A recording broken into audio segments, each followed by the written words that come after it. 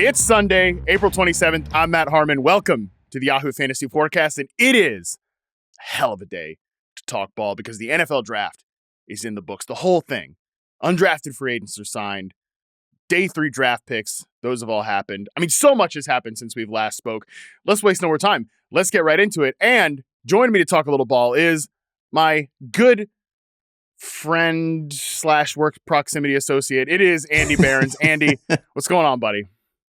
Hell of a day to talk ball at the end of a hell of a week to talk ball. The live draft shows, not to butter you up before the podcast starts, but I really enjoyed the live draft shows. Fantastic work by you all. They not that I expect anybody to like go back and rewatch a live draft show if they didn't catch it, but kind of evergreen content. I thought it was great. Like, not only because you guys were so well informed, the reactions were on point, and it wasn't just, you didn't do like a Shedeur Sanders reality show. It was great. The shows were great. Really loved it. Thank you. Yeah, it was so much fun. And shout out to anybody who watched a single second of the show. It was a blast. Production was fantastic. It was great to be with Fitz and Charles and Nate. It was a blast. Charles Robinson, Jory Epstein contributing remotely as well. It was a total blast. Again, I appreciate anybody that watched it. If you are a sick freak and you want to go back and watch it, you can find those on YouTube as well, because I do think there was some good in the moment analysis. But we are going to move forward now. We got a lot to cover here. We're going to do kind of winners and losers. We're going to reinvent the wheel here, introduce a totally new concept to NFL draft reaction. We're going to do just straight up fantasy winners and losers. Like, if you listened to the crossover, not crossover podcast between Nate, Charles, and myself that went on the Football 301 feed as well, that was some, a little more nitty gritty, straight football reaction. We're going to go to the fake stuff here, the points, the targets, the ADP, all that stuff. That's what we're going to be doing here. Fantasy winners and losers. We are going to, because I am a ray of sunshine, I'm not going to do any losers. Andy is... Everyone says so. Everyone says so. Everyone says Matt Harmon, ray of sunshine, real positive guy, always seeing the bright side of things. So I'm going to handle the winners, but in the first segment, noted just arbiter of justice himself, Andy Behrens, is going to tell you who the losers are from the NFL draft. And then the third segment, we're going to have our final stand on the table. It's a little bit of a twist here because we're just going to deliver our boldest fantasy prediction on some rookies here for this year. But let's get into it, Andy. Put on your negative hat over there. Let's talk losers from this year's NFL draft. Who's your first one? Yeah, listen, I gotta start with a player who I think anybody who listens to this podcast, anybody who follows the content, like you know that Tyler Warren was a pet player of mine. I'm pretty sure I hyped him up like on the last episode last season of Fantasy Football Live. I've written about him several times. I've wishcasted him to like 2 or 3 different spots. He could not have landed in a worse position for first year fantasy value. It's terrible. And, opening night of the draft, one of my couple responsibilities for the site, one of which was to come up with like fantasy draft grades with short explanations for them. And man, did the people pummel me for hating the landing spot for Tyler Warren. I knew that was going to happen because people don't. I understand. People don't fully get that you're giving like a fantasy grade and not a real life NFL draft grade. Again, this is one of my favorite players. It's why I'm so fired up that he ended up in Indianapolis. It's just a terrible spot. It's one of the worst quarterback situations in the league. It's kind of an unresolvable problem unless one of these guys gets a whole lot better, right? Anthony Richardson last season averaged 11.5 completions per game, and that just will not pay the fantasy bills for anyone. Daniel Jones over the last 2 years has thrown 10 touchdown passes and 13 interceptions. He's averaged less than 6 yards per attempt. It's just a dreadful QB situation, and that trickles down obviously to the entire offense. Once again, Warren, one of my favorite prospects, a true multi-tool tight end, but this is just not a survivable situation in fantasy terms. No, it's probably not. And look, if he ends up becoming a winner here and he actually is a productive player in year one, like somebody else is a big loser. Is it Michael Pittman? Is it Josh Downs? Right. Like A.D. Mitchell and Alec Pierce? Do those guys continue to cannibalize each other? That's why, anyone who listened to the show knows that you love Tyler Warren. They also know that I was actively I mean, I gotta get a return. I kept the receipt on the crystals. Hopefully, all the candles I lit to just actively not wish a tight end to this damn Colts offense, because that's exactly what we got. So they know I didn't want this. It is what we got ultimately. I even just think from a real life perspective, I don't think it necessarily moves the needle for the Colts. I'm not sure that anything would move the needle for the Colts that they could do in the offense. So it is what it is. But yeah, like there were spots where I could have imagined really good year one usage and production for Tyler Warren. And I think that Shane Steichen will use him pretty well. I think they've wanted a tight. I think they had like 14 catches from their tight ends last year. Obviously, they want more from that position. I think Tyler Warren's going to catch more than 14 passes. Okay, I understand that part of it, but it just, again, there's just not enough volume to go around here. There's not enough efficiency to go around here. The funniest part, actually, of the Colts draft was that they took Riley Leonard, Nate Tice's son, in the 6th round, and he's another like big, mobile, kind of like Daniel Jones-ish type player. So there's really no hope like for production in the damn Colts offense. And unfortunately, where do you think you're actually going to end up ranking? Because God, we got to do that. That's something I got to do today too, is early rankings. Where do you think you're going to end up ranking Tyler Warren for fantasy this year? Yeah, we'll get into this a little bit later when we hit your winners. But he's not one of my top 2 rookie tight ends for fantasy purposes, right? And he's outside. Ooh. He's well outside my top 20.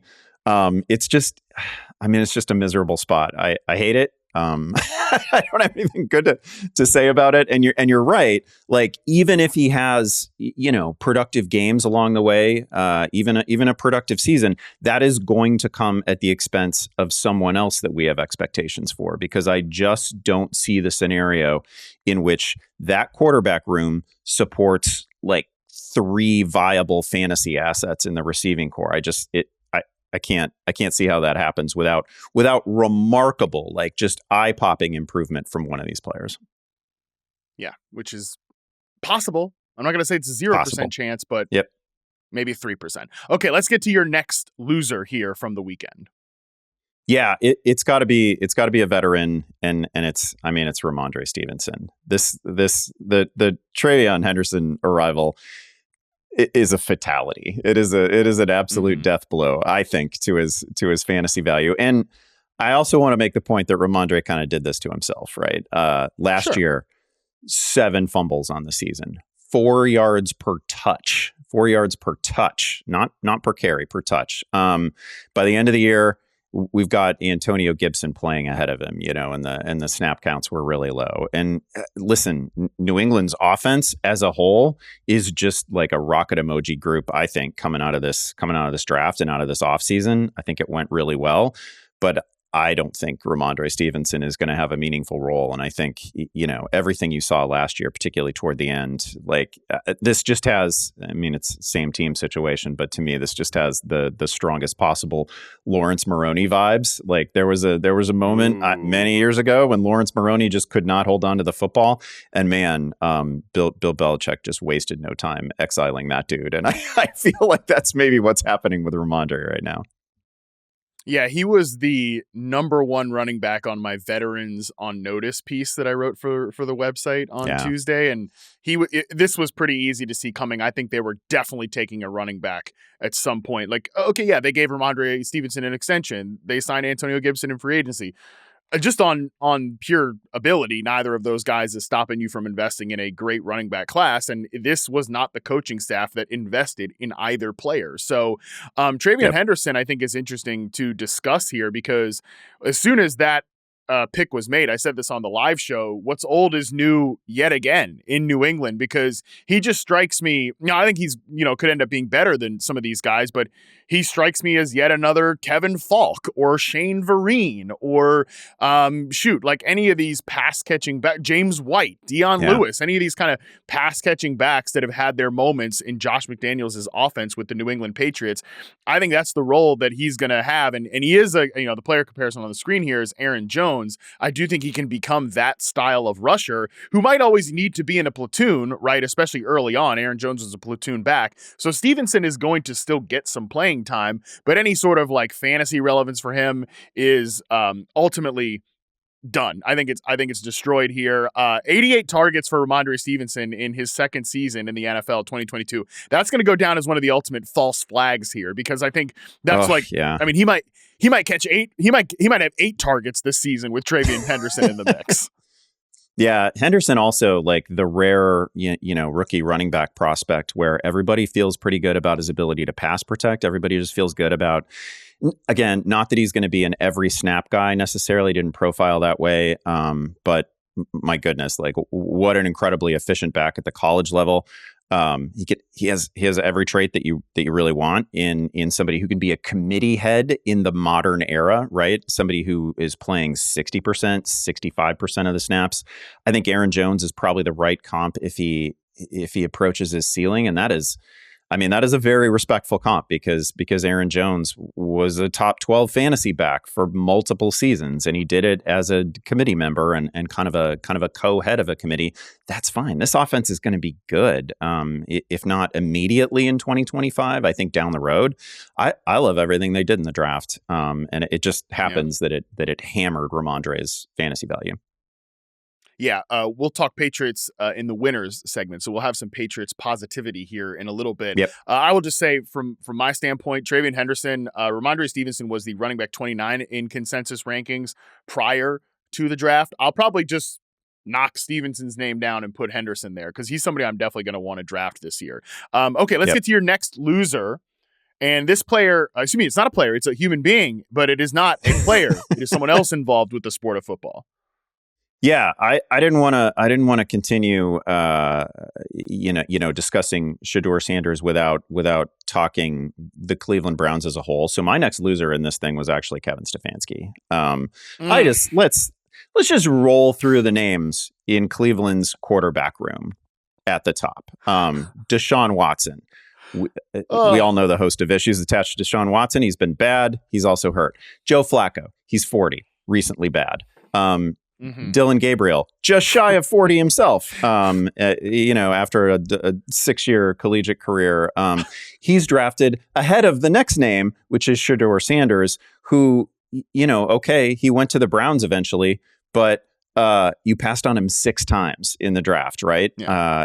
And Kenny Pickett is the other name in this quarterback room, like also recently bad. I mean, there's no good answer here. There's no good answer here. And then I thought one of the lasting images for me from this draft, if people were watching on the third day, man, the clip of that Browns draft war room after the Sanders pick, that looked like a proof of life hostage video. That was crazy. Nobody had a smile on their face. They're all just like, they're clapping because they know they got to clap because they know the camera's on and nobody's smiling. That was a rough scene. So Stefanski to me just seems like he's kind of pre-fired right now.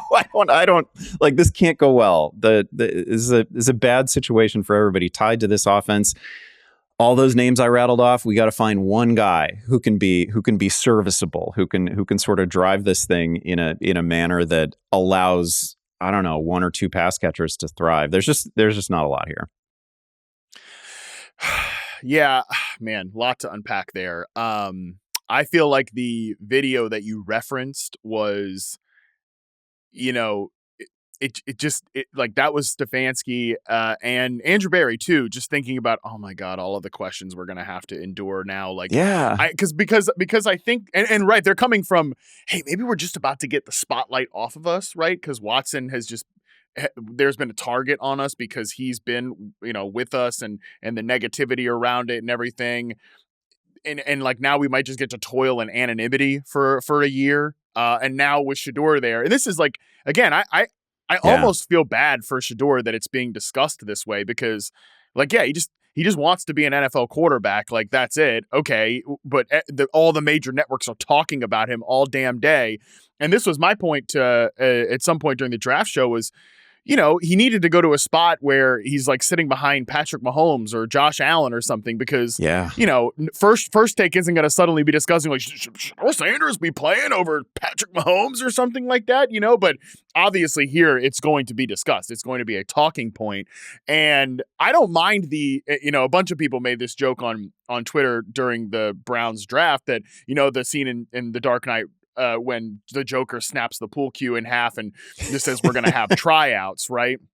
I don't mind that as a theoretical idea for the Browns quarterback situation, because I think it's pretty clear this is just a punt year for them, and they'll figure out quarterback next year. And hey, if one of these guys just has like Kenny Pickett becomes the next Sam Darnold, cool. Dylan Gabriel becomes a reasonable starting quarterback. Cool. I mean, shoot, even if Shedeur Sanders becomes a reasonable starting quarterback, that's wonderful. Like, but I think the idea is we'll probably toil around this season and get our quarterback next year. That's at least how they've behaved throughout the course of the draft. But it just becomes complicated because unfortunately Shedeur is such a media talking point. The other piece of the Shedeur conversation is like he was drafted in a range where, if this were anybody else, like you might not make that team, right? Like you're third there's day a very pick. real chance he doesn't make that team. Yeah, and you're not even the first quarterback they took in the draft. So I don't know. The odds are stacked against you. Maybe you make a practice squad. That's the way we would normally be looking at this. I just named 5 guys in the quarterback room. They're not going to have 4 or 5 quarterbacks active on Sundays, right? Like, and then that's a difficult conversation too. Like if he doesn't make this football team, that brings a lot of attention and a lot of questions that you don't really want to answer. So it's just complicated, and there's no clear, great answer. I can talk myself into the idea that, hey, if Shedeur hits his ceiling and he's like all that accuracy from, Colorado actually translates to the NFL, but they're not gonna create an offense for a third day draft pick who wasn't even their first quarterback, right? Like if you took him in the second round, okay, maybe we'll construct an offense around Shedeur Sanders' strengths, but he's an afterthought. He was drafted in an afterthought place. I don't know. I didn't mean to make this about Shedeur Sanders so much as I meant to make it about what a dreadful quarterback room it is overall and how there's just no right answer here. And I don't know how this goes well for Stefanski or Cleveland's offense as a whole. Probably doesn't. Okay, let's get to your next loser here, which is not very similar to kind of your Tyler Warren analysis. Yeah, and this is another player I really liked, and we featured Emeka Egbuka in the wish casting episode. I have high hopes for this player long term, but like as with Warren, I love the player and I hate the spot. He goes to the Bucs. Chris Godwin, and I know you guys talked about this in the opening night show of the live draft show. Like Chris Godwin just signed a deal with $44 million guaranteed, and he fills the role that would otherwise sort of be Egbuka's best fit, right? So that right there is tough. I totally understand why a team that is this reliant on Mike Evans and Chris Godwin would want to have viable, usable plan B options in the receiving room. I get it. I get it in real life.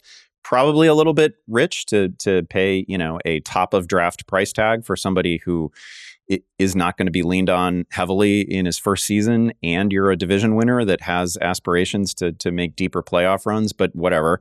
This guy was one of the most NFL-ready receivers in this draft class, and now he actually has one of the more complicated paths to first-year targets.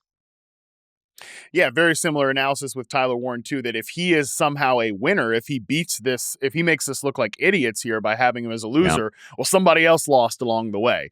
By the way, I think the biggest losers in this sort of situation is anybody who bought Jalen McMillan in Dynasty from about Thanksgiving until couple nights ago. Okay. Those are the biggest losers here. And I've actually talked, and I'm not going to get into it because, gotta keep the show moving here. But I did a whole breakdown with James Coe yesterday on reception perception about how I've actually talked myself into this being a pretty good use of resources for Tampa Bay.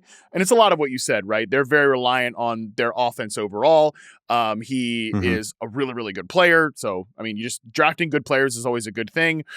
We're showing the reception perception route chart right now. Again, very briefly, just won't go through the whole statistical breakdown of it, but Baker Mayfield loves to throw out routes, especially to his slot or flanker receiver, which is what Emeka Egbuka is going to be. If you see the route chart, Emeka Egbuka is really good on these outbreaking routes. So I actually think hey, we're going to continue to keep the floor high for Mayfield. It's probably good for the offensive ecosystem overall to be extra good at wide receiver, because I think McMillan is just a wide receiver 3, but there is no getting around it that of all the spots where I thought, yes, a pro-ready receiver could just hit the ground running and we're rocking and rolling with his year 1 fantasy impact, this is not the spot unless Mike Evans or Chris Godwin get hurt. Like, that's just period, end of story. Yeah, you guys, again, you hammered the point on Thursday night's live draft show. Like, this is a team that was rolling offensively last year, and Chris Godwin was in a fight to be the wide receiver 1 overall, like halfway through the year. And then, like, boom, Evans gets hurt and Godwin gets hurt. And all of a sudden, you're 2 injuries away from building the entire passing game around Cade Otton, and they can't afford to be in that position again. It was, Otton was fine, but an offense that's built around the skills of Cade Otton doesn't look the same as one that's built around Godwin and Evans. So I understand wanting to have some redundancy here. I understand wanting to have like competent backups, and I get that this is good for Baker Mayfield. It is just one of the worst spots for Egbuka, though.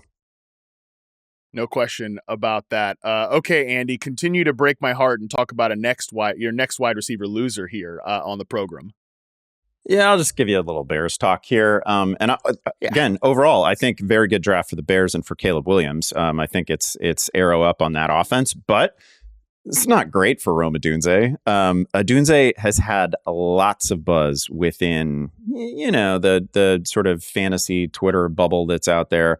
And a lot of the buzz about Odunze involves the fact that Keenan Allen has been out of the picture. And so the argument becomes one that's more about vacated targets than anything that we actually saw from Odunze as a rookie, which was, hey, it was an up and down rookie season. He had some bad moments. Some of those moments were Caleb's fault, not all of them.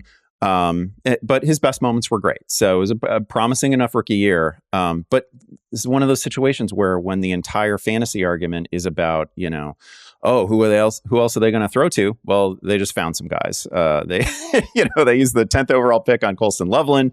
They used the 39th on Luther Burden. These are good players with real ceilings. And Ben Johnson is pretty clearly excited about him. So now that,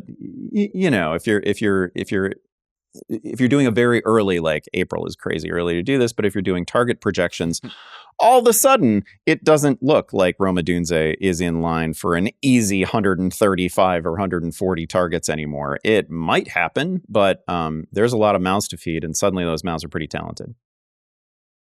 Yeah, no question. I tweeted this out, I think, Sunday morning. Wars are going to be fought on Dynasty Twitter over like the Bears pass catchers because there's just a lot of strong feelings and there's a lot of young players here. I don't really have like a strong lean one way or another. I will say a couple of things here. One, Luther Burden going to Chicago and working with Antoine Randall, love it. That is I've talked about this with Burden. He needs to be pushed. And I actually think that him falling to the second round could be a really good thing for him. Maybe I'm a big dork, but I loved the fact that he was posting, an Instagram story of him working out at midnight after the first round of the draft. I dig that. I also know that Randall is a really respected wide receivers coach who masters in the details of the positions and putting guys in the right spots. And again, he's a big reason that Jameson Williams was pushed so hard in Detroit and ultimately had the year that he did last year. Now that he's in Chicago, I think this is exactly what Burden needs. So it's a good thing for Burden. I will say this caught my eye, Andy, as I was in the Uber home from meeting up with some friends last night here in LA. Did you see Ben Johnson's comments in the press conference last night? Did you see any of this stuff?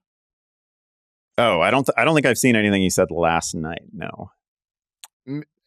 Maybe it was last night, maybe, but whatever. I saw it last night. Anyway, give it to me. This is a quote that Ben Johnson had when asked about the challenges of creating an environment to keep all the pass catchers happy and engaged. This is from @Nicholas Moreno, I believe. It's a kind of a long quote, but just bear with me. Quote, listen, we talked about it the moment players got back in the building, call it 3 weeks ago now. It's going to be a competitive environment. There's no depth chart right now. If you want to play, you got to earn it. You want to roll, you got to earn it. They know that. We were very straightforward and honest with when they came into the building. I think all we did this weekend was what we might have just turned up the notch a couple dials for certain people in the building. So that's a good thing. That's where you want to bring out the best, not only in your team, but in each individual. So what I'm going to be curious to see is what guys look like when the ball is not in their hands on offense. Okay. Yeah, you're right. Yeah. We have a lot of weapons. And so how are you going to run your route when you might not be the number one in the progression? Okay. How are you going to block for your teammate when he has the ball? Because If you do those things right, then as a coaching staff, we want to get you the ball a little bit more. So it all ties together. It goes hand in hand, and that is the beauty behind it. Again, this stuck out to me because we talked about this a lot last year. Certain wide receiver on that team, maybe not giving it his best effort. DJ Moore. Yeah, you don't, everybody knows it. Everybody's seen it. Yeah, you don't want to be a team that, where we're having a constant year-long conversation about body language, right? And that's what Bears fans know all about that, dating back to the Jay Cutler years. That's where we were again last season. Like we're taking short clips on, oh, here's Caleb Williams on the sideline. He doesn't look happy. Here's DJ Moore rolling his eyes. Here's DJ Moore, gesticulating after not being targeted or a misfire or whatever. Like we don't want to have another year like that where we're, some of the strongest reactions are to what players are doing when they don't get the ball. Love hearing those comments, right? And this is all of a sudden, it is not just like a competitive environment in name only. These are a bunch of talented guys. Like Loveland's awesome, and Burden, we discussed him in the Wish Casting show, kind of a range of outcomes receiver, but at the high end, it could be great. So I'm excited about it as a Bears fan, but it's, this is a tougher environment for these are more headwinds for Odunze than you might have been anticipating, a week ago. Totally. I will just say again, I read that quote because when he said certain people, my thought was, DJ Moore. Like, again, I love DJ. I've been a long-time fan of his game, but there's just no question. Last year was a bad year for him. Again, the body language was bad. The effort was bad.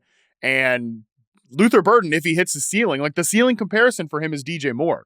And when I look at fantasy ADP right now, wide receiver 19, DJ Moore, wide receiver 34, Odunze, I mean, we could easily make the argument that this is also a DJ Moore, loser here too. So I feel like honestly the loser here, Andy, or the Caleb Williams winner. Bears fans probably winner from this year's draft. I think the loser is like somebody's going to be a loser here in Chicago, and the loser might be all of us because again, there's just going to be knockdown, drag out fights about this, and people are going to see things in which way they want to. So, definitely the Bears passing game became a little bit more complicated. Give us your final loser here before we throw to break. Yeah, the last loser I flagged, and this is a little bit heartbreaking too, but it's Damien Martinez. I feel like we both liked him pre-draft. We talked about him in the Wish Casting show, and we both had him going to Dallas, right, which would have been a great spot. But man, when you're a seventh round pick, you're just barely hanging on from the start of your career. So nothing guaranteed. A little part of me thought that he could be an early day 3 pick. It simply did not happen. He lands in Seattle, so he's buried right now behind Ken Walker and Zach Charbonnet. Really needs one of those guys to get traded in the worst way. But you're not going to trade a good player because of the guy that you drafted in the 7th round. I think this is one of those situations where a lot of running back needy teams, a lot. But you think about what Dallas didn't do, what Chicago didn't do, what Washington didn't do. I mean, Damien Martinez was on the board multiple times for those teams, which need a running back or presumably needed a running back, and they passed on him, and he goes to a spot where just there's no, short of multiple injuries, there's no path to him seeing a significant workload. The league just saw Martinez differently than the fantasy community did, I think, is what this comes down to. Yeah, and there's a lot of backs that fit into that range. I mean, Devin Neal falling to the 6th round. He falls to a pretty good spot in New Orleans. Like these landing spots, like schematically, actually could be pretty nice for the players, but it's just they've got mountains to climb in order to get on the field here. Martinez, that's all that kept Neal out of my that's all that kept Neal out of my losers list too. Is I was like, man, okay, he's one injury away from getting pretty interesting because I don't think Kendre Miller. I think that ship may have sailed. But Neal's another guy where he just went so late that I don't know. You go 6th or 7th round. You better be ready to play special teams. You better be ready to earn a spot on the roster in some other way than your actual position. All right, let's throw to our first break. When we come back, we're going to get positive with my winners from this year's NFL draft right after this. All right, we are back, Andy. Time to turn the tide. Let's get a little positive here. Let's talk winners. My first winner is the Panthers passing game because they take T-Mac, they take Tetairoa McMillan at the 8th overall selection. I love this pick for a variety of different reasons. Number one, I love to see how invested and excited Dave Canales is in coaching McMillan.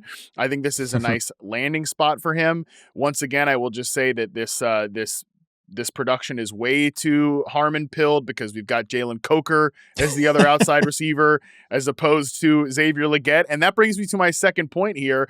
I think this is actually great for Xavier Legette. Like, this is, again, maybe to a little bit wide receiver dork alignment stuff, but they moved Xavier Legette to the X receiver position after the bye last year because, of course, they traded Deontay Johnson and then they made that switch with him at the end of the season. And Legette promptly had his worst games as a rookie down the stretch because he cannot play X receiver. I don't care about size, speed, any of that stuff. He doesn't have the press coverage chops to play there. Instead, I think he's going to be able to get back to what he was doing early on in his rookie season, which is off the ball, moving around, more so crossing routes, which is going to leave McMillan to do kind of the big boy vertical things, which he's very good at. So this is one of these receiver picks that, unlike Tampa Bay, where it's like, how does everybody fit here? I clearly see the vision of where McMillan lines up, how he slots everybody else down into a more comfortable role that I think they can, get less volume, but be more efficient with said volume. And of course, this obviously helps Bryce Young, who, as you've pointed out during last year's regular season, finished the season really strongly and even could be a potential fantasy sleeper at the quarterback position. I don't think he's going to go very high, but if McMillan hits, and again, the trickle-down effect is good for this entire passing game, Bryce could be a really interesting, like certainly a good super flex quarterback, maybe even a true QB1, because you just look at this Panthers offense right now, the receiving core, this takes what looks like it was going to be a mediocre receiver room at best, and I think it could be very good. The offensive line improved by leaps and bounds last year. The run game is good. Chuba Hubbard's awesome. Rico Dowdle's a nice number 2. I suddenly look at this Panthers offense, I'm like, damn, I think we're kind of cooking with something here. Yeah, I love the point about McMillan. His arrival just sort of slots everybody else back into the role that they should be playing. That's great. And then can't say enough about the development.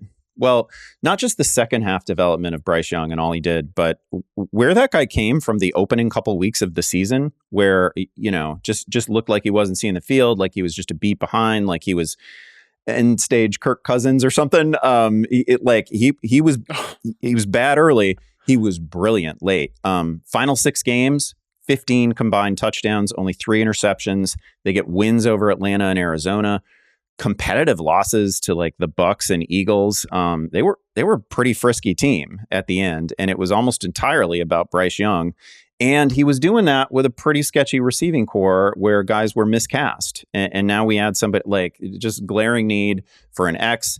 They get the best, probably pure X in the draft class. And now now I don't exactly know what to do with McMillan in dynasty rookie ranks. I wasn't certain where I was going to have him. I didn't think I was going to have him like second or third overall. I kind of might now. I mean, it's not going to surprise me if McMillan walks into 120, 125 targets as a rookie.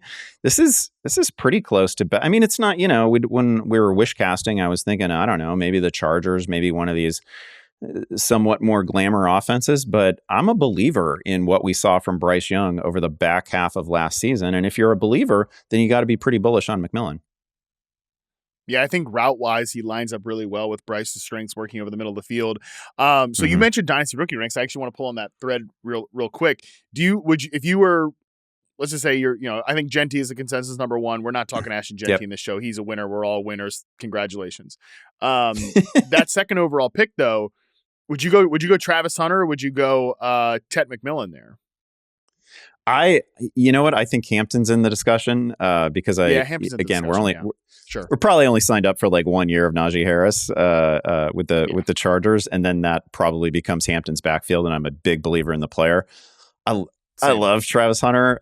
Travis Hunter probably has the best I don't know. In all the time that I've actively been covering the NFL, there aren't many prospects who have like the just find the ball skills that Travis Hunter does.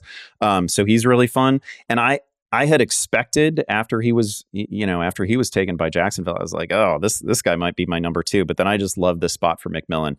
It's probably Hunter ahead of McMillan for me because I just find him I find him just an absolutely thrilling player.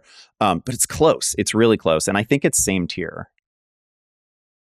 I agree with you. I think it's close. I'm like Travis Hunter being with the Browns where they view him as an offensive first player.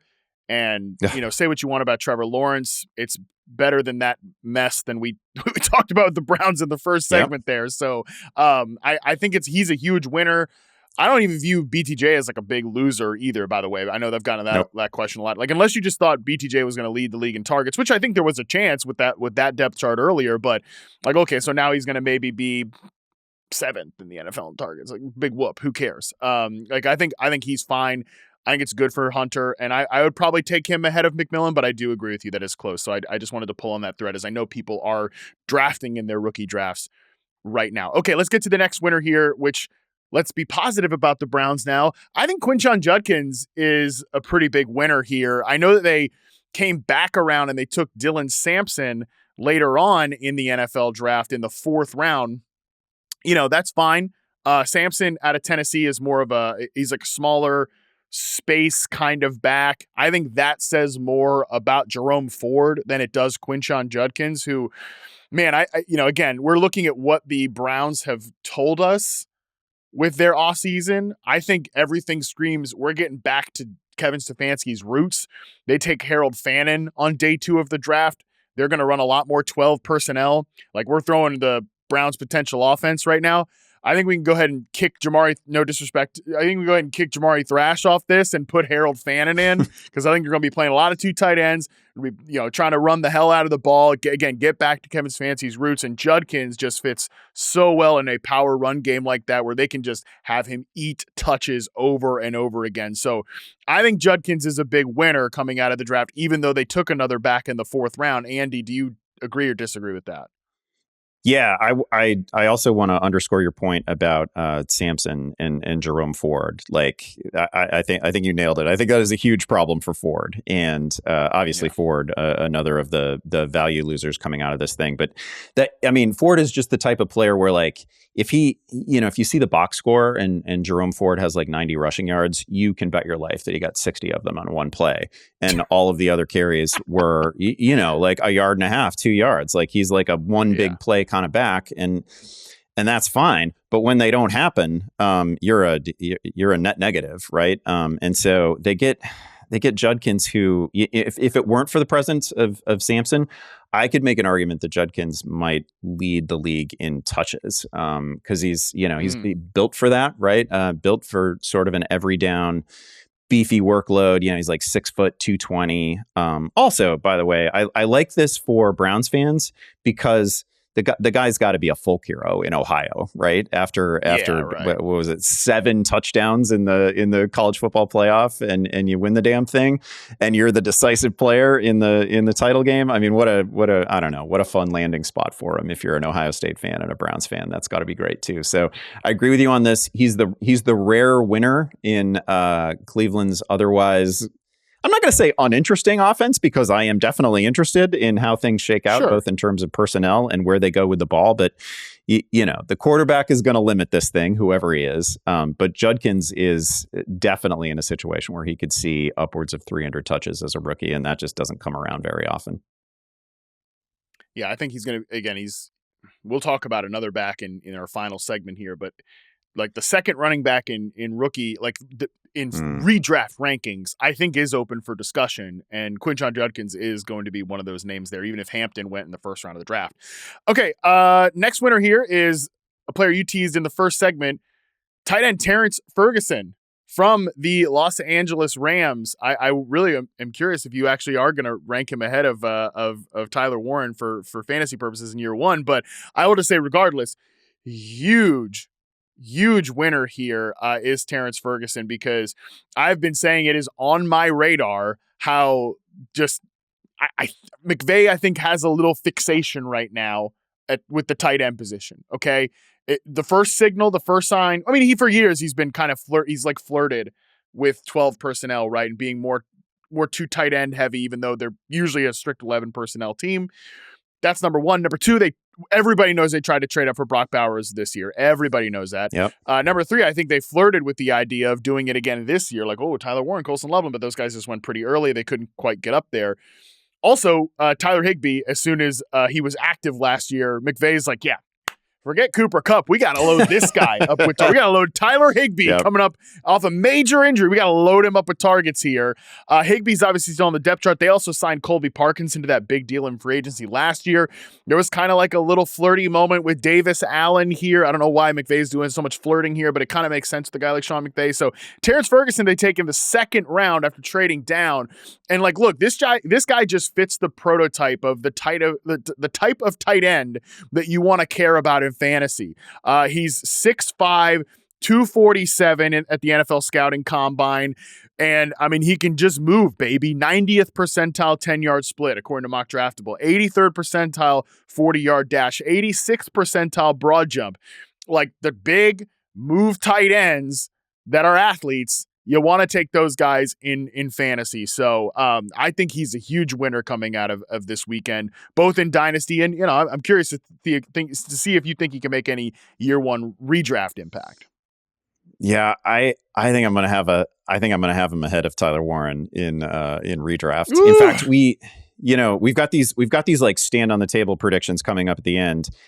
And I was this close to going with Ferguson actually as the top scoring rookie tight end in fantasy. I don't rank it that way, dog. So I'm not fully there. I'm just too much of a coward, I guess.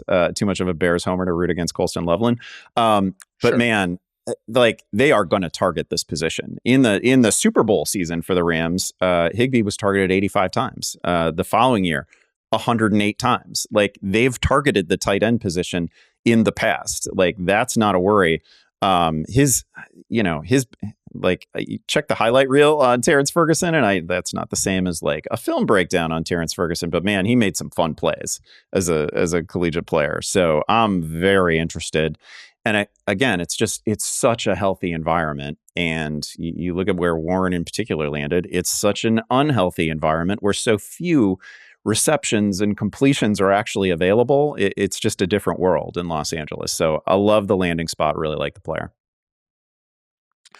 Next winner here is Drake Maye / Kyle Williams. Look, this draft could not have gone any better for our guy Drake Maye here. Because the Patriots did exactly what they should have done, which is they focused on defense in free agency, which was smart. Like that, the better players were available in free agency on defense, but they still helped him out, right? They got Morgan Moses and they got Stephon Diggs, and then they just continued to hammer that in the NFL draft. They take Will Campbell at the 4th overall selection. That was great. We talked about TreVeyon Henderson, 6th pick in the 2nd round. I think he's just like great. We've got it. Okay, pass protection. We'll see.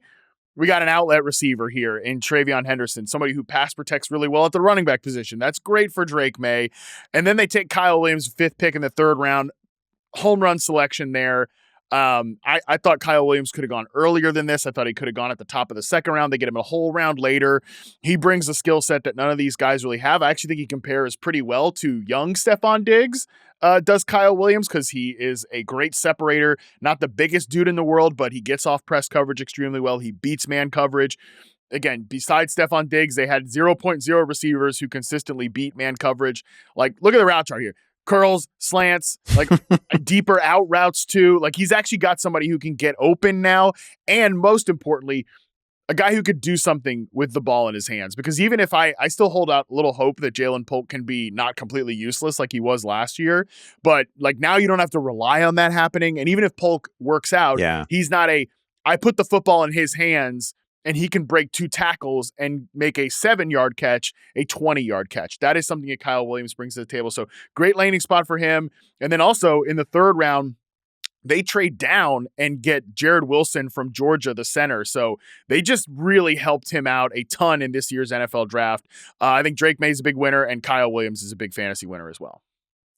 Yeah, one of the things I was trying to do on Thursday and Friday is update, my own fantasy ranks for 2025 in real time. And there's a little while there where I was like, it was like the Bears and the Patriots were just trading blows, and I'm going back and forth on where I've got Drake Maye and Caleb Williams, and they both, steadily climbing the fantasy ranks for 2025 because I think both teams did right by the quarterbacks. I mean, shoot, New England's first 4 picks in the draft all in the first 2 days were a couple of offensive linemen, running back, wide receiver. Loved it. That is just exactly how you build around your promising still 22-year-old quarterback. Williams has plenty of big play potential, and I don't know, Maye's season wasn't perfect, and I think actually if Drake Maye had been drafted in the Caleb Williams spot and there was more of a spotlight on him throughout the season last year, some of the missed opportunities would have drawn more attention nationally. But man, he threw some of the prettiest deep balls that we saw all last season, and I think there's big play opportunities here for Williams. It's a wide open receiving room outside of Diggs. Just a great offseason for that team, and I have no problem with if you want to rank Drake Maye as a top 12 fantasy quarterback, I get it. He's got the rushing upside, and now we've got a more talented offensive line and certainly a more talented receiving room. Speaking of talented receivers, my next winner here is Isaac Teslaa out of Arkansas. Goes at the 70th overall pick. The 70th overall pick to the Detroit Lions, his hometown team there. He's a Michigan guy. His family was really hyped about it. That was pretty cool to see. I'm glad that I obsessed about Isaac Teslaa and this very weird profile that he has, because Andy, I was intrigued by the player as I'd throw a dart throw late in the draft at Isaac Teslaa. They traded 2 future 3rd round picks next year to go up to get Isaac Teslaa. And my brain has been working on overdrive to figure out how this receiver room is going to play out, because he was a almost slot only receiver at Arkansas that wasn't productive. And Amon-Ra St. Brown is obviously one of the best slot receivers in the league. Again, I did a whole breakdown on this on reception perception, so I'm not going to spend friggin' 25 minutes like I did over there talking about Isaac friggin' Teslaa. But got to consider him a pretty big winner here, that a smart front office and a coaching staff that, look, even if Ben Johnson's in Chicago now, Antoine Randall L's in Chicago now, there still is a coaching staff that has shown an ability to identify talent and put it in the right positions here. I think Dan Campbell doesn't get enough credit for being a big part of that. Again, I thought he might be a dart throw guy. He's now somebody we actually have to seriously talk about. It's funny. I've seen the full range of reactions on Teslaa too. From this is a dream spot, great player, to this is the worst value of the draft. What were they thinking? Why this was such a reach. And number one, I can't believe that we're going to do that again with the Lions. Right? It seems like every time they draw fire for this was a terrible value, that guy ends up a superstar. So let's maybe take a backward step there. This guy had, it's funny with players like this, because he the collegiate production doesn't exactly jump off the page, right? It's not that great. No. But my God, the athletic profile checks every box. He's 6'4". It's fun that he's from the state of Michigan and that the Lions are his team. Also, I assume this is true, I read that he was a wing T quarterback in high school, the cool Cam Ward, all the cool players in this draft. I love that.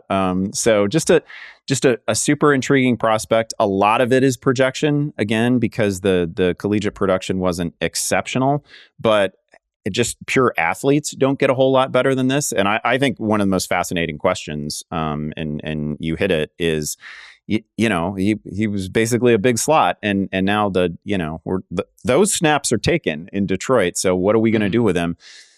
It also, the fact that they traded up, and as aggressively as they traded up, they obviously had intelligence that somebody else was on the guy and was going to take him, right? That. So if this is their guy, they have such a good track record of identifying talent and maximizing it.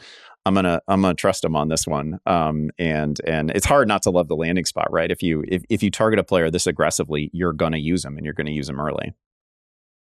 Look, I consider myself to be the world's foremost expert on Teslaa. All right, the player, not the vehicle.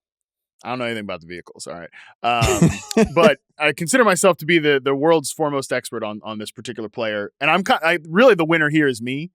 That I actually dove deep on this prior to the draft, because the athletic comparables from Mock Draftable are like Allen Robinson, who by the way was on this team last year. So they've been looking for like a big bodied receiver.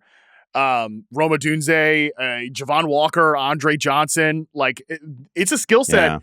Yeah. That skill set is something they have not had, right? A big receiver who can move, even if it is.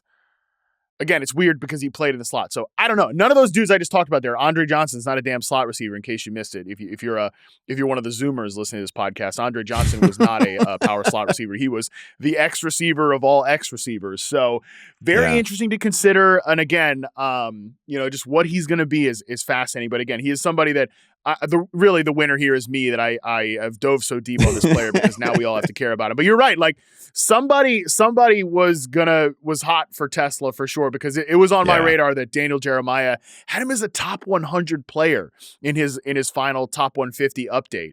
And I was like, man, is somebody really going to take Teslaa in the top 100? The Lions did it. They traded up for him and they spent a lot of capital to do it. So very interesting there. I'll go with a day 3 option here for my next winner, which is Bhayshul Tuten out of Virginia Tech, goes to the Jacksonville Jaguars early in the 4th round. Look, Andy, any Jacksonville running back was going to end up being a winner here, because it's just been obvious, like that coaching staff and this front office, they're not tied to Travis Etienne. They're not tied to Tank Bigsby. And we're all really interested to see what the Jaguars could become as a rushing unit, considering what happened with the Tampa Bay Buccaneers under Liam Cohen's watch. They've invested in the offensive line, has Jacksonville. Obviously, we're showing on the screen Robert Hainsey, the starting center, who was actually benched in Tampa Bay for Graham Barton last year, but has had obviously a year of experience with Liam Cohen. Patrick McCarry was added in free agency. They also added Wyatt Millam out of West Virginia, who's a 6'7", 313-pound guy who's probably going to play guard. He could take Ezra Cleveland's spot. We'll see. They've invested in the line. The running game should get a boost here, which has just been god-awful. Under Doug Peterson's watch, they were 29th in rushing success rate in Doug Peterson's 3 years. With that stable of backs, Bhayshul Tuten's a home run hitter, fastest running back at the combine. I think the speed shows up on tape, and if they use a lot of zone concepts, man, Tuten's a guy who he could be a big-time fantasy sleeper this year and certainly over the long term. Yeah, you mentioned the speed at the combine, like superhero level stuff from him at the combine. 40+ inch vertical, 4.3 speed, and I think you're right. Like you can see that kind of time speed on film from him. And the other reason it's a win, obviously, is that he's joining an offense in which last year's featured back was terrible. It's not just that they don't have a real connection to him. It's that ETN just averaged 4.3 yards per touch, 2 touchdowns on the year, severely outplayed by Tank Bigsby, like massively outplayed by Tank Bigsby, at least on a per carry, on a per touch basis. Bigsby at least hit some home runs, and it was mostly flyouts and singles from ETN, right? It was just a dreadful year. One of the all-time non-injury related fantasy bust seasons, honestly. Like, he was a 2nd round pick in fantasy leagues, and he did not do a single thing for you. So very replaceable based on the way he's performed on a per touch basis, not just last year, but even the year before, which was good for him fantasy wise. Not great in terms of actual yardage gained per touch. So there's a real opportunity for, and I don't think I have it ranked this way right now, because this is one of those cases where I just want to, I don't know, I shouldn't be that vulnerable to off-season sunshine, and everybody looks great and we have high expectations for all these guys. But I kind of want to see the offseason unfold a little bit in this backfield and see where they go, because Tuten just off of measurables alone, like athletic measurables alone, is probably the most dynamic. I mean, certainly the most dynamic athlete in this backfield right now. Pretty productive player over a couple of collegiate seasons as well. Yeah, productive and battled through injuries to do that as well. Like he was wearing a knee brace all of last year. Obviously, shout out to EJ Snyder, who was the first one who mentioned him on this podcast during our show at the NFL Scouting Combine. So people can go back and check that out if they want. Only thing with Tuten, and this can crush careers for young backs before they even get started. Let's get working on that ball security, because he had a little fumble issue in college. So he needs to be carrying that thing around all summer. Maybe have his neighbors come out the house and try to punch it out. We need to be working on that ball security, because otherwise I think it could be like a huge win as a day 3 sleeper running back. A guy who, we go from transition here. Get ready for this one. Big time. We go from the guy who coached Bucky Irving last year to everybody's this year's Bucky Irving comparison, which is our final winner here, which is RJ Harvey. RJ Harvey, who, again, you could not go through this draft season without your favorite draftnik saying, you know who reminds me a little bit of Bucky Irving? RJ Harvey out of UCF. Okay, well, RJ Harvey goes way earlier in the draft than Bucky Irving. He goes to the second round, Denver Broncos selection there. Big winner. Big winner is RJ Harvey, Andy, because as I've harped on over and over and over again, this is a rushing ecosystem in Denver that is ready to welcome a running back. Okay, like they're ready to go. They were top 12 last year in yards before contact per rush attempt by their running backs. They were one of the worst in terms of yards after contact. And RJ Harvey, not a perfect player. We can talk about some of the flaws, but he's a tackle breaker, okay? He does invite that contact a little bit. He's got some weaknesses in the passing game, like protection, stuff like that. But, and I don't think he is a guy who's going to come in here and just erase all the other running backs. We know Sean Payton usually uses a committee approach. I think a guy like Ashton Genty could have had him break that little rule there. But RJ Harvey, maybe just more of an early down banger. I really like the fit here in Denver. And again, he is going to be a winner because and I'm joking about this all off season. Those fantasy accounts, they love tweeting about Bucky Irving. So they love it. There's some fantasy accounts out there that all they do is post Bucky Irving memes talking about like he's the Lord God himself.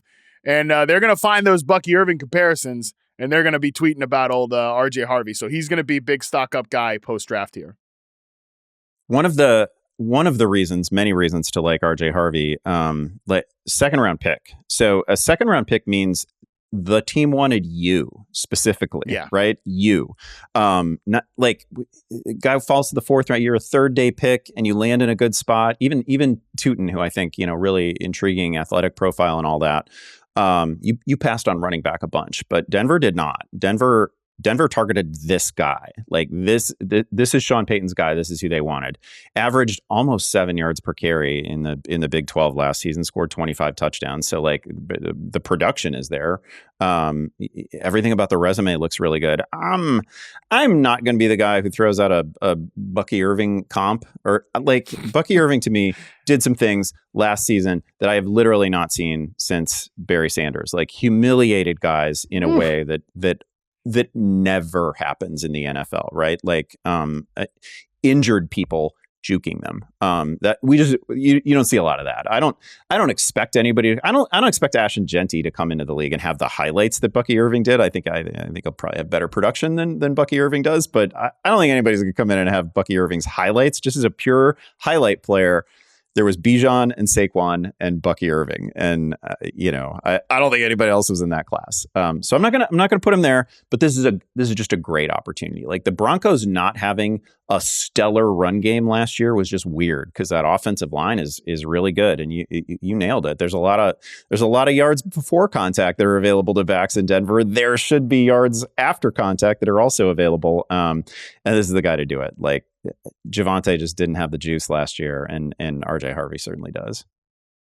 Yeah, I really wonder because I just imagine he's going to get steamed up draft boards. I really wonder where his ADP settles, but certainly count me among the people who want to draft RJ Harvey in his rookie season.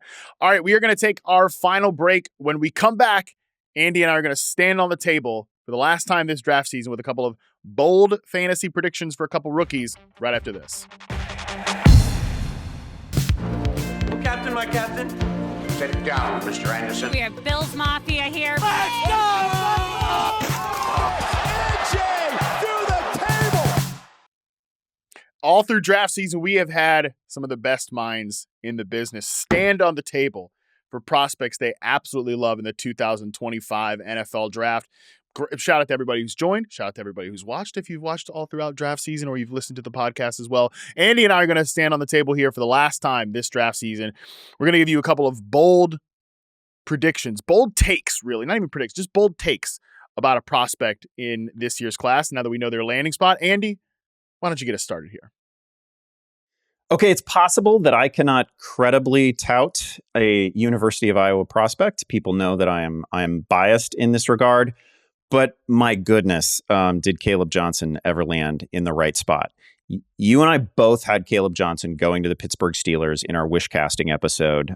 Just a perfect fit of what a player is already accomplished in doing at the collegiate level with what a coordinator wants to do. Right? You give those zone carries that went to Najee Harris last year to Caleb Johnson. I don't know. It's not exactly flattering to comp a guy to Najee Harris, but in this particular case, when you're directly replacing Najee Harris, man, I think he can do everything that Najee did. And I think that Caleb Johnson finishes outside of Ashton Genty as the next highest scoring fantasy running back from this rookie class in 2025. Like, 10 touchdowns and 1,000 yards are absolutely on the table. We keep Jaylen Warren in that supporting role, in that secondary role where he is very well suited. It's fine with me if people are screaming all year that we need to see more Jaylen Warren. That's been the story of his career to this point as a fantasy asset, right? We're probably going to get it again. I just think Caleb's fit in this Pittsburgh offense is too perfect. It's where he needed to go. Like, Caleb couldn't go just anywhere and be an immediate success, right? He needs stylistically, he needs scheme wise, he needs it to look a little bit like it did at Iowa. And now you're on a team that's going to have other options, right? Like, the thing with Iowa's offense is you literally only worried about this one guy. You worried about number 2 in the backfield and nothing else. All of a sudden, we've got George Pickens over there. We got DK Metcalf over there. Maybe we get Aaron Rodgers at quarterback. There's a lot to stress a defense. Caleb's going to eat. This is going to be a great season. I'm not promising you more than, 25 receptions, something like that. But man, as just an early down, carve you up guy, Caleb's going to be great. Okay, I'm cracking up, number one, if you're watching on YouTube, you can see the Pittsburgh Steelers potential offensive depth chart we've got thrown up here. And Aaron Rodgers at QB with the parentheses, potentially. Very fun. So if you're listening to the podcast, sorry you can't see that, but watch it on YouTube. Give us a view over there as well. We would love you for it. But yeah, look, peel back the curtain here. This is not a secret list pod because everything's produced now. So fun is dead and production is up here on the Yahoo Fantasy Forecast. So this was not a secret list pod. We had to have the names in the outline. And anytime there's a name, like Andy loves a secret list, the only thing he loves more than that is being the first dude in the outline. So he beat me to this because Caleb Johnson was going to be my number one winner in that section. Of course, all right, well, of course, Andy's got the damn Iowa running back on his stand on the table segment. I'm with you, bro. I think he's I can easily make the case he's the running back too after Ashton Genty. Yeah. It's a great system fit. Look, for all that Rodgers is, I think he will get them to be like a famous last words here, non-joke of an offense this year. So if he's just like the Aaron Rodgers we saw at times last year, this can be a functional unit in which Caleb Johnson just is touching the ball 15 to 18 times a game. He scores 8 to 9 touchdowns this year. Considering that TreVeyon Henderson's a committee back, Quinshon Judkins, he's playing for the damn Browns. I can easily make a case. So yeah, Caleb Johnson is the running back 2 here. So I'm with you. Love this take. Where do you think you're going to end up ranking him in early fantasy rankings? I'm probably going to have him RB 20, RB 21. That's what I was looking at too. But I'm gonna be a little personally more bullish than that. I think, right? Like this is a player that I'm probably going to reach for. And maybe this is the Iowa fan in me just running away with things. But if I try to step back from my Iowa fandom, it's just a perfect fit of style of player, scheme in which he has succeeded, and the scheme that this team is going to run in the year ahead. I like their offensive line. I like their offensive environment generally. I just like this was my ideal fit for Johnson. And so, yeah, I'm going to reward it with a fantasy rank that says the same. Yep, running back 20 was exactly what I was looking at as well. So we were in lockstep on this one. We're probably not going to be in lockstep on this one since you hate this player. But Jack Bech is catching 80 plus passes this year, ladies and gentlemen. Jack Bech, man, I what a great landing spot for him. I had not considered the Las Vegas Raiders as a landing spot for Jack Bech. Just because I'm an idiot, I guess. I was so obsessed with the idea of him going to like a McVay tree team. Okay, is he going to be, Houston Texans version of Cooper Kupp? Is he going to be Jacksonville Jaguars, Liam Cohen's version of Chris Godwin? Well, let's get in the time machine here, Andy, and go back to Chip Kelly when he was the head coach of the Philadelphia Eagles. You can say what you want about this, pushed Deshaun Jackson off the team. And then he drafted Jordan Matthews, probably the original big slot receiver. Is Jack Bech the new and much improved Jordan Matthews for Chip Kelly? Obviously, Emeka Egbuka was super productive in the offense at Ohio State last year. He's a slot receiver. So, Jacoby Myers, by the way, is a guy that plays more outside than people think.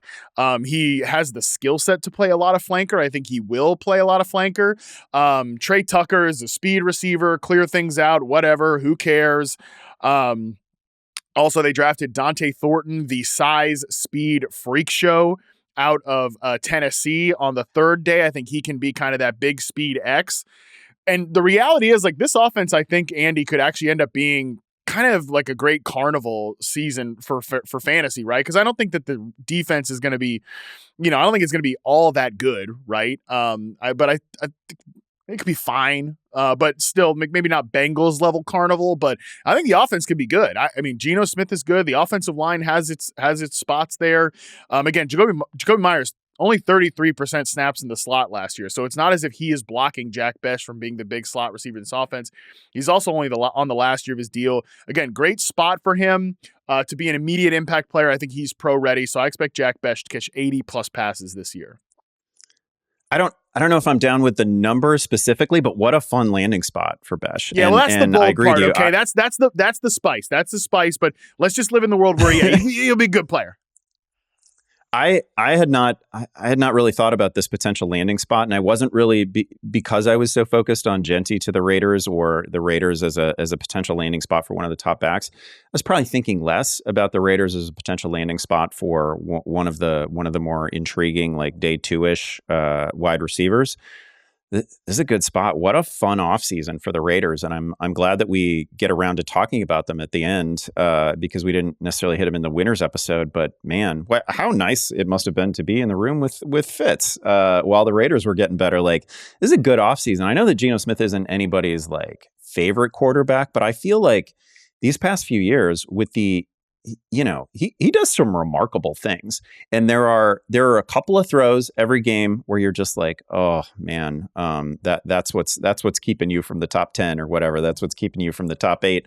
But man, almost every other play, just moment to moment, play to play, Geno Smith's been really, really good. So that offense is elevated in a serious way. And I think there's a rising tide situation there that's going to be good for everybody. Genty is obviously great. Bowers, obviously great. You've got a couple of potential all-pro talents there. And so, yeah, Bech, I don't know if it's going to be 80 catches, but Bech all of a sudden finishing this season as one of the 5 best fantasy rookies at receiver, that is very much on the table. Very much on the table. Yeah, I thought the Raiders had a great draft. Obviously, continuing to trade down, making 4 picks on day 2 between Bech as the second rounder. Darian Porter is a big corner for Pete Carroll's defense over there. Caleb Rogers and Charles Grant, offensive linemen. So again, it's just great draft by the Raiders. No question. Actually, it was pretty unpleasant to be saying nice things about the Raiders in front of Fitz, but nevertheless, you gotta stay true to analysis. So, all right, those are our bold predictions. Those are our stand. I'm going to stand on the table for one more thing here before we get out of here, because I meant to bring this up in the losers segment, but this is my show. I'm going to stand on the table here for this one. Andy, I want to stand on the table for the fact that we got to do something about the jersey number rules. We have to talk about this. Have you seen that Matthew Golden, it was originally announced he was going to wear number 81 for the Green Bay Packers, and now he's going to wear number 22? I mean, his career Outrageous. is over. 22? Have we learned nothing from the Sky Moore debacle? I mean, it's outrageous. Something I know. Oh, look, It really is. I know Rashid Shaheed's had his moments in the number 22. Fine. We got to do something about the jersey number rule. Zach Wilson is wearing number 0. Number 0 as a quarterback. What are we like? You're asking to be memed. So my one thing I'm standing on the table for is that the NFL needs to get a grip on this. This is a huge issue. We need to stand on the table to fight for the old jersey number rules. Wide receivers, fine. You want to wear numbers in the teens? Okay. You want to wear the number 1? Don't love it, but I'll accept it. The 80s are where it's at. No more 22. This is ridiculous. Yeah. Hey, listen, you don't need to convince me. I'm 1,000 years old, right? I'm from a world in which wide receivers were always number 80, number 81, number 84. I'm from a world in which every quarterback wore number 12, right? Like that's what I want to return to. That's the America. That's the NFL that I know. That is the NFL and the country that Andy Behrens believes in. And that is going to do it for today's show. Andy, appreciate you doing this, buddy. What are you working on this week? You've got Dynasty rookie stuff coming out, right? Yeah, I've got a bunch of draft related content already available. And then for Tuesday, gonna be, I'm still sorting out the ranks. I don't even know the ranks. I'm so excited about so many guys, but yeah, got Dynasty rookie ranks for Tuesday. We'll see where everybody slots in after Genty. Oh man, what a tantalizing treat there. I can't wait to see where Andy ranks these rookies. For now, again, that is going to do it for this show. Thank you to everyone who watched and followed along with everything we did here at Yahoo Sports this weekend for the NFL Draft. It was an absolute blast to be a part of it, and I can't be more grateful and thankful to everybody who checked us out. So appreciate all of you out there. Again, that is going to do it for today's show. We'll be back, as the screen says, which thankfully the screen said that because I totally forgot. We're doing a Dynasty Rookie mock draft show on May 1st because the work continues, baby. The post-draft analysis is fantastic. Who doesn't love that? We know where the landing spots are. Let's do a little mock draft. We're going to do that on Thursday. Until then, we are out.